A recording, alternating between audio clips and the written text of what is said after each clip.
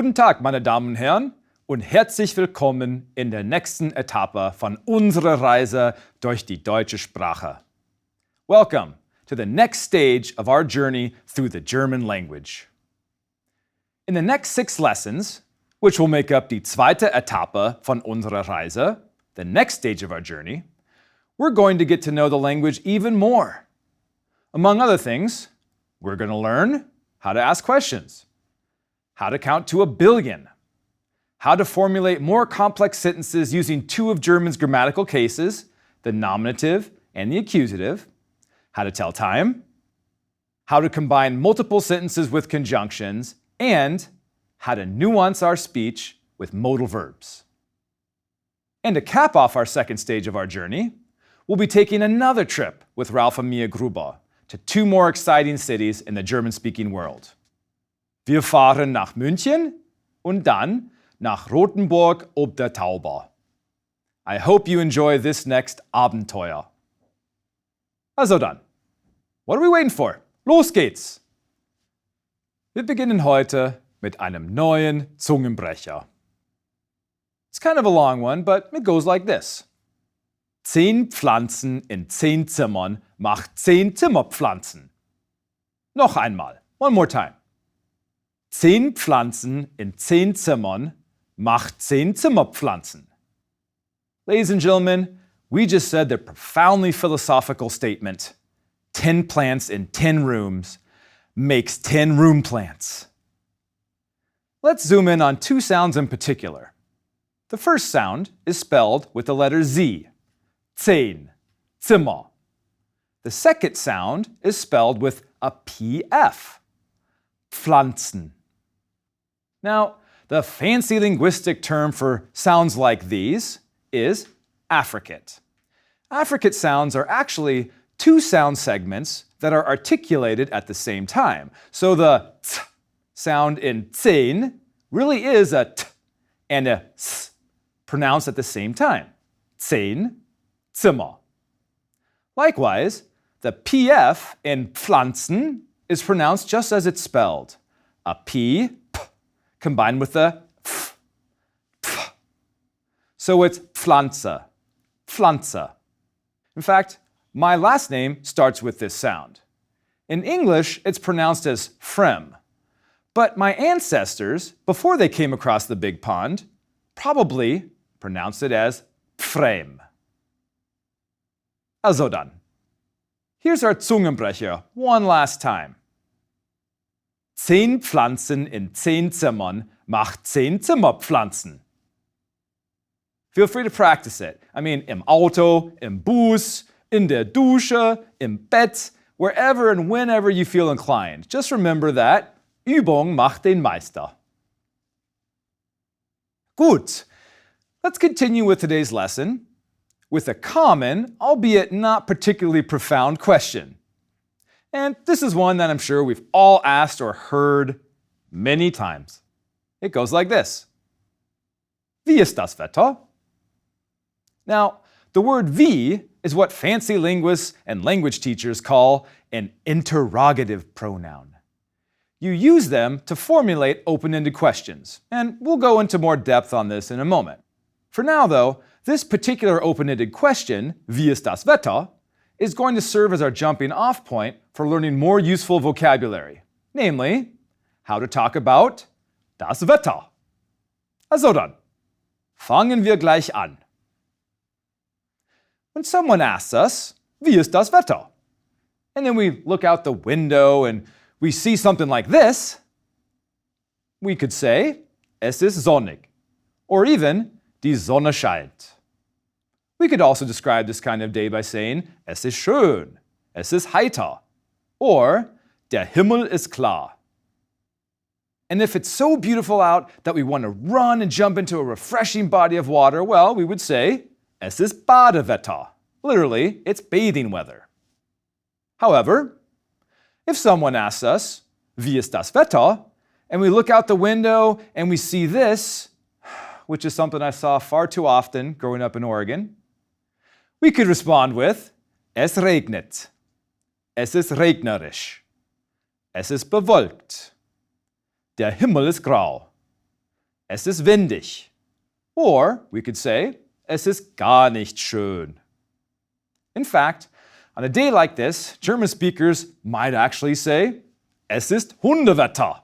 Literally, it's dog weather. Some other ways that we can describe the weather are, es ist neblig. Es stürmt. Es donnert. Es blitzt. Oh, did you hear that? I said donnert und blitzt. By the way, if you've ever wondered why Santa Claus's reindeer are named Donner and Blitzen, now you know. Der Donner is thunder. Das Blitzen means lightning.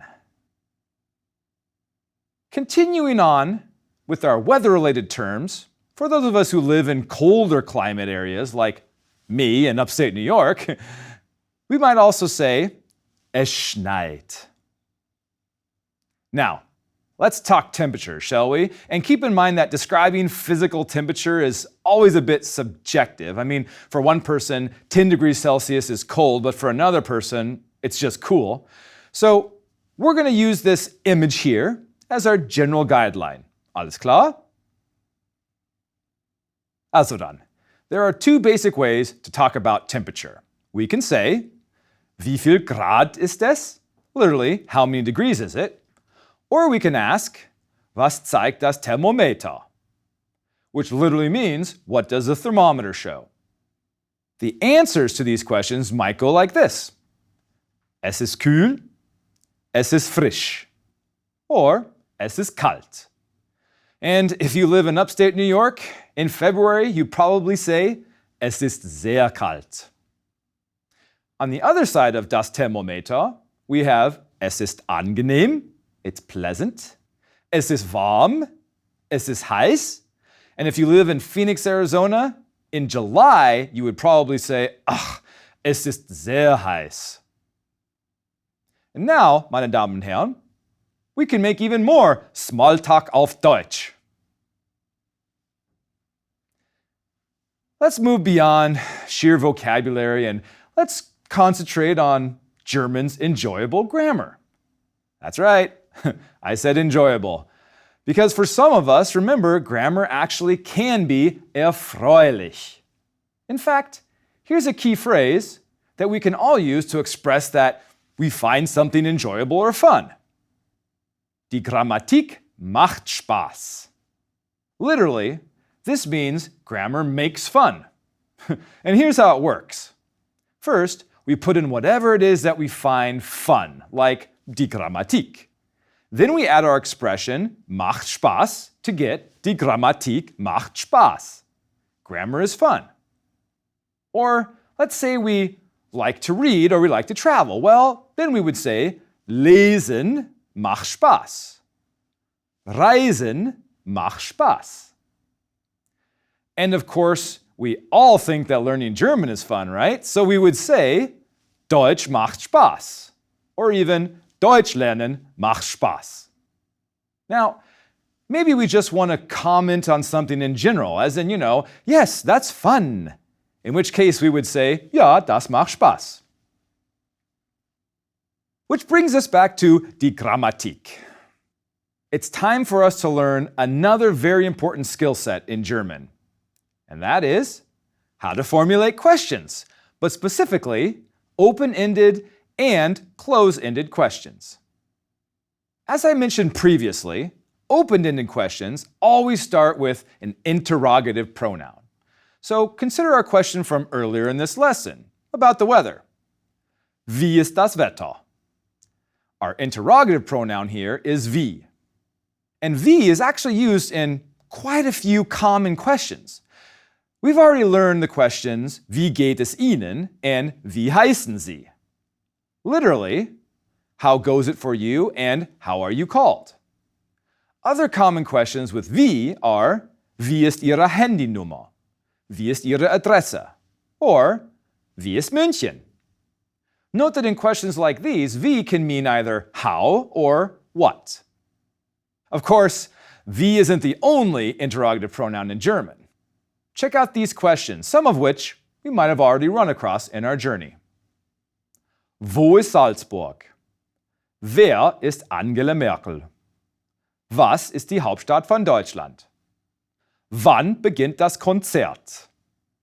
Wie viel kosten die Mozartkugeln? Wie viele Leute wohnen in Wien? And, of course, warum lernst du Deutsch? Notice that when we formulate an open-ended question in German, we always begin with the interrogative pronoun. Warum? Then we follow it with the conjugated verb and subject. Warum lernst du? And then we put in anything else we want to add, like an object noun. Warum lernst du Deutsch? A negation. Warum kommst du nicht? Or maybe an adverb. Warum arbeitest du immer? Now, notice that in German, we do not need to add the extra verb to do or to be, like in English. For example, in German we would ask, Was machen Sie? Literally, this would translate as, what do you? But remember, English is weird that way, right? English makes the speaker add a conjugated form of either to do or to be before the subject and main verb. So we have to say, what are you doing? Or what do you do? But German does not require this extra helping verb. All we need to do in German is put in our interrogative, the main verb, the subject, and then whatever else we want to add. For example, Was machen Sie gern im Sommer? Literally, we're asking, what do or make you gladly in the summer? But of course, in correct English, we would say, what do you like to do in the summer? Let's come back to this one open-ended question for a moment. Was machen Sie? Now, maybe you're wondering, how the heck do I know the difference between the two? I mean, if someone asks me, Was machen Sie? How do I know that the person is asking me, what are you doing? Or what do you do? And the answer? The context in which this question is asked will tell you how you should understand it. I mean, consider this scenario, okay? Let's say we discover someone in a parking lot trying to open our car door. Well, we might yell out, Hey, was machen Sie da? To which the suspicious person responds, Nichts. On the other hand, imagine that we go to a party and we meet a colleague's husband or wife. And after we introduce ourselves, we cordially ask our colleague's spouse, Und was machen Sie? To which they reply, Ich arbeite bei der Deutschen Bank. Ich bin Finanzexperte. Which then prompts us to respond with, Oh, das ist sehr interessant. Followed by an uneasy pause until we add, Ah, das Wetter ist schön, oder? For the record, I have nothing against Finanzexperten. Also dann, meine Damen und Herren, what do you say we practice formulating a few open-ended questions of our own? Alles klar? Gut. Los geht's. How would we ask someone in German, How's the weather in Italy? Richtig. We'd say, Wie ist das Wetter in Italien? But that one was too easy, right? Okay, try this one. How would we ask, Who likes to drink red wine? That's a little harder, but it's doable. So we start with our interrogative pronoun wer. Then we put in our verb, trinken. But we need to conjugate this verb too, right? And this is where things get interesting. The interrogative pronoun wer acts just like a third-person singular pronoun. That is, an er, sie, or es. So we'd say, wer trinkt? Next, we put in the adverb gern, because remember, we're asking who likes to drink red wine, and not just who drinks red wine. So now we have, wer trinkt gern? Then we put in our object noun, Rotwein, and we get our completed question, wer trinkt gern Rotwein? Let's do one more. Now, imagine once again that we're in that Bäckerei in Berlin. And, well, we want to buy some rolls, Brötchen.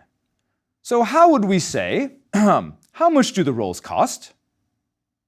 Our interrogative pronoun here would be either wie viel or was, how much or what. Then we add our verb, kosten. Then we conjugate this verb to agree with the plural subject, the rolls, die Brötchen. Wie viel kosten or was kosten? And finally, we put in our subject noun, die Brötchen. Wie viel kosten die Brötchen? Or was kosten die Brötchen? Sehr gut. Now, before we finish with open-ended questions and we move on to close-ended questions, we need to learn one more interesting quirk about interrogative pronouns in German. You see, German is one of those languages that requires its speakers to specify whether their question implies location, destination, or origin. And it requires that you do this by using the appropriate interrogative pronoun. Consider this short exchange between two people whom I will assign the clearly uncreative names Person 1 and Person 2. Person 1. Wo wohnt der Papst? Person 2. Wohnt im Vatikan. Now, this exchange is about location. The question, wo wohnt der Papst, is asking, where does the Pope live? In other words, the location of his quarters. Now consider this exchange. Person 1. Wohin gehst du? Person 2. Ich gehe nach Hause. In this exchange, Person 1 is asking about destination. The question, wohin gehst du, means where are you going? And the response, ich gehe nach Hause, indicates the destination of the action. And here's one last exchange for us to consider. Person 1 asks, woher kommen deine Eltern? Person 2, sie kommen aus Italien. Here, Person 1 is asking about origin. The question, woher kommen deine Eltern, is asking, where do your parents come from? And the answer, sie kommen aus Italien, expresses geographic origin. The takeaway here is this. When we learn the question words wo, wohin, and woher, we shouldn't think of them as simply translating as where. Instead, we need to remember that wo is where, as in location. Wohin is to where, as in destination. And woher is from where, as in origin. This three-way distinction, by the way, is an essential part of German grammar. In fact, in later lessons, when we get into the really fun stuff, such as grammatical cases and prepositions, you'll see just how important this distinction is. So be sure to keep this in mind. Location, wo, destination, wohin, and origin, woher. Schön. Nun, meine Damen und Herren, let's turn our attention now to how speakers of German formulate close-ended questions. We'll see that they work much differently than open-ended questions. And I'm going to start by asking you 3 of these close-ended questions. And if you'd be so kind, please take a moment to consider and answer each one. Aber keine Panik. There are only 2 possible answers to each question, ja oder nein. So your chances are 50-50, as they say in German. Gut. Here are your 3 Fragen.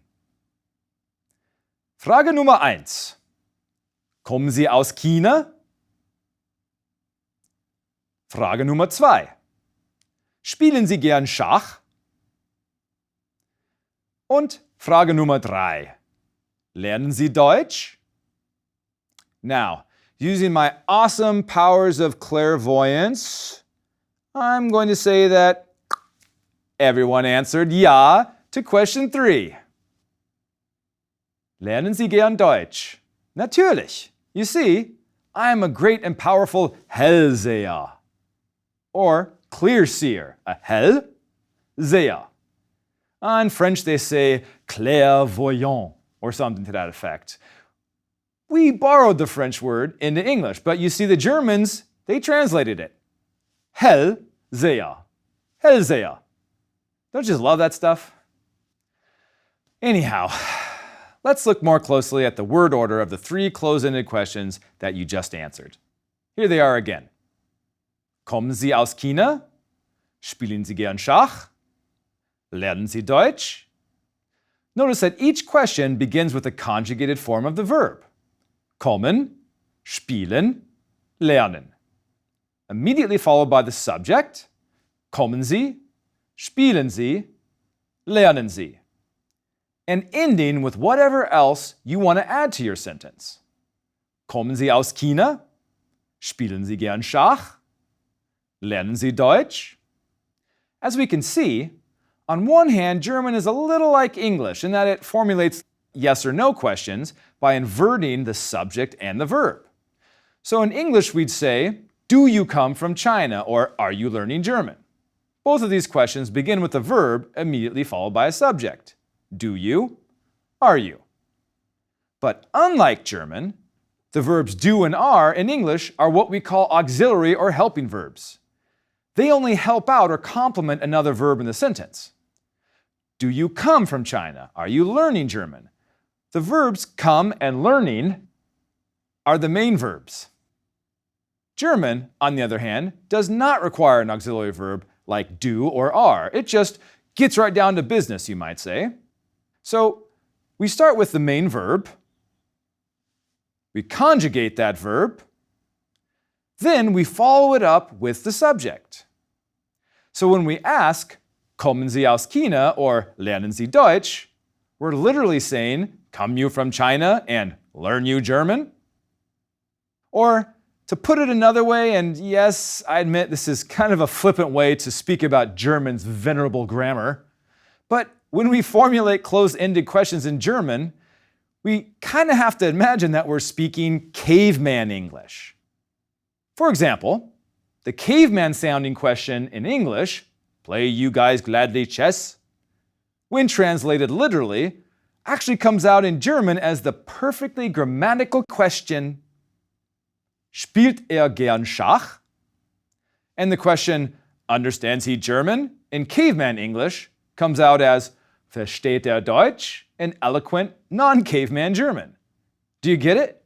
This is how we formulate open-ended questions auf Deutsch. Also dann, I think it's time for us to play another language game. Auf Deutsch, wir machen ein Sprachspiel. And this Sprachspiel is called Interview with a Neanderthal. Our task will be to ask the caveman couple, Niels und Nina Neanderthal, 3 closed-ended questions. And we'll start each question in the modern English version. Then we'll put this modern English version into caveman English.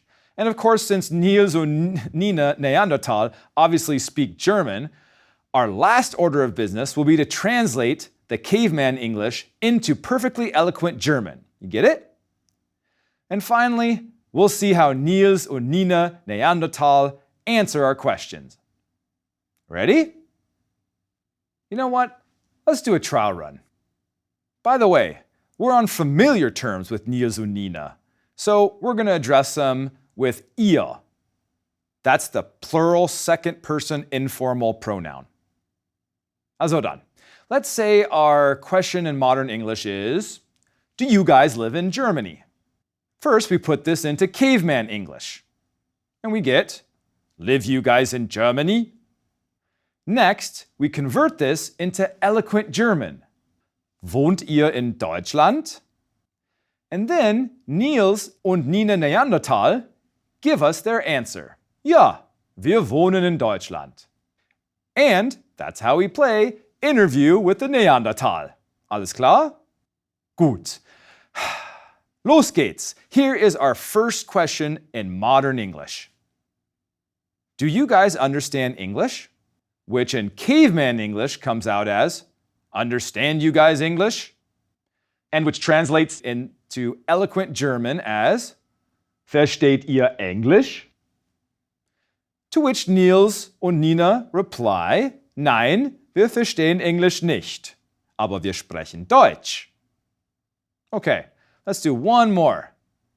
Our question in modern English is, Nina, does Niels work a lot in the yard? By the way, the word in German for a lot is viel, and in the yard is im Garten. So then, our modern English version, Nina, does Niels work a lot in the yard? Translated into caveman English would be, Nina, works Niels a lot in the yard? Which we translate into eloquent German as, Nina, Arbeitet Nils viel im Garten? And then there's Nina's response to our question. Nein, arbeitet nicht viel im Garten. And there you have it, meine Damen und Herren. Proof that even Neanderthal women complain about their husbands neglecting yard work. Now, just to be clear, I'm in no way suggesting that the German language is cavemanish or that speakers of German talk like cavemen or cavewomen. This is just a fun way to help us identify and remember important word patterns. Also dann, meine Damen und Herren, we've already covered a lot in this lesson, but we're not quite done. Not long ago, we learned how to count to 100. Wissen Sie noch? Well, now it's time to expand our counting skills to eine Milliarde. Not eine Million, mind you. I'm talking about 1,000 million. Eine Milliarde. A billion. Now, I know what you're thinking. Eine Milliarde, das ist eine große Zahl. Well, yes, eine Milliarde is a big number. But you know, it's a big world out there with big quantities in it, so we need to be able to describe these quantities auf Deutsch as well. For instance, consider this person. Wer ist dieser Mann? Nun, das ist Stefan Quandt. At the time of this taping, he is the single largest shareholder of BMW stock, and his personal net worth is 22 Milliarden 430 Millionen 300.000 Dollar. Did you get all that? I said 22 Milliarden 430 Millionen 300.000 Dollar. Das ist viel Geld. Or consider this person. Das ist die Schwester von Stefan Quandt. Sie heißt Susanne Klatten. And her net worth is 25 Milliarden 375 Millionen 150.000 Dollar.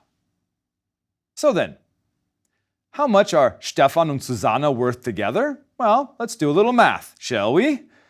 22 Milliarden 430 Millionen 300.000 Dollar plus 25 Milliarden 375 Millionen 150.000 Dollar macht 47 Milliarden 805 Millionen 450.000 Dollar.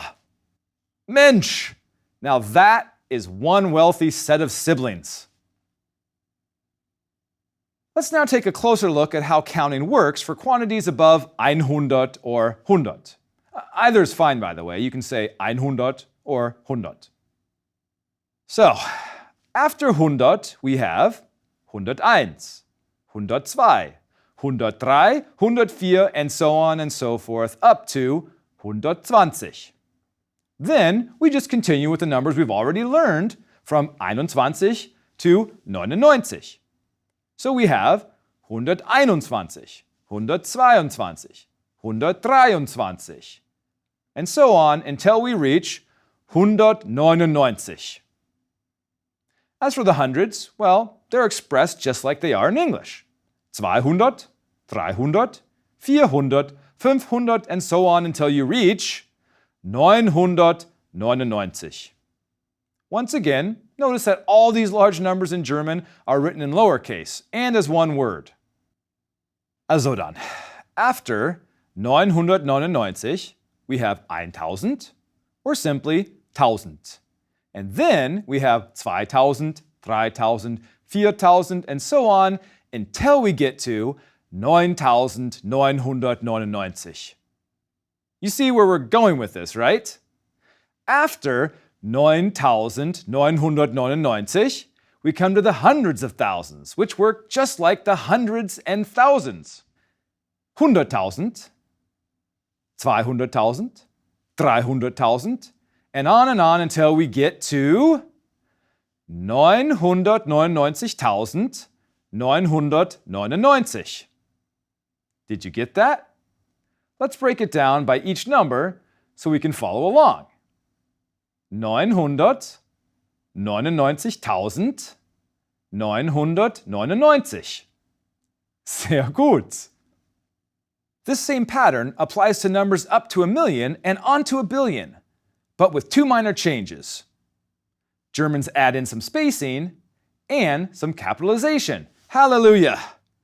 For instance, let's take another look at Frau Klatten's net worth. Remember, it was 25.375.150.000 $150,000. As we can see, the words for million and billion are capitalized. And, thank goodness, there's a space between the indefinite article and the nouns eine Million and eine Milliarde. Keeping this in mind, let's just take one more look at Stefan Quant's personal net worth.